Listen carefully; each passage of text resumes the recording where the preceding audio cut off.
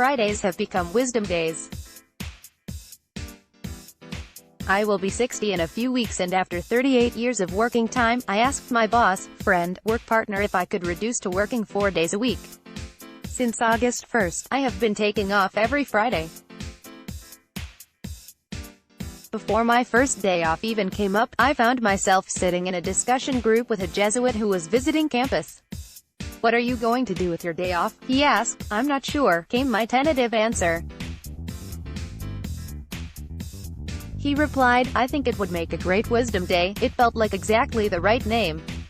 A wisdom day. Once a week, a day away from work, mostly unplugged from my iPhone, email and texts. I have used the days for reading, long walks, and cooking. I take life slow and often take a nap. I don't make plans to meet people for coffee or lunch on Fridays, and I am almost always alone. This week at work has been a long and especially hectic one. My coworker noted gently yesterday that I seemed, well, crabby, irritable and rushing around like I wasn't enjoying myself, all of which was true. I knew I needed to reconnect.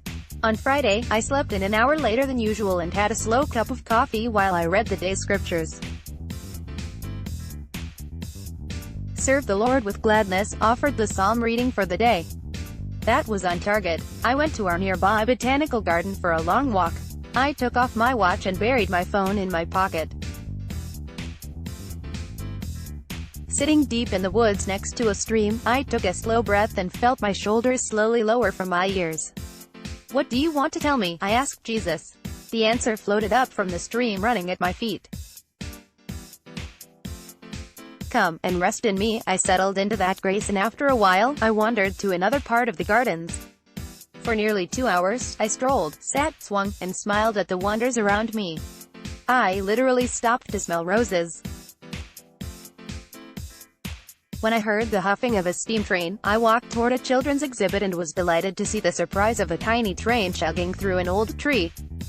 It crossed bridges made of sticks and under tunnels of bark. I was as delighted as a 5-year-old. In Prairie Gardens, I sat on a swing in the midst of the native grasses from this part of the world. Warmed by the sun, I was also warmed with the thought that the week had gotten off track because I had forgotten how loved I am by Jesus. In my busyness, I had actually said the words, "I am too busy for prayer" this week, knowing somewhere in my soul that those were not words that made sense. I wandered back toward the front gates, grateful for being loved and for being healed once again. Much to my chagrin, it is the same healing I need over and over.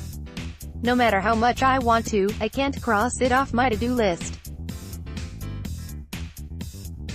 On the other hand, it means that over and over I can return with surprise to my loving friend Jesus, who stands waiting with arms outstretched, ready to offer me exactly what I need. Image by Base Green under a Creative Commons license.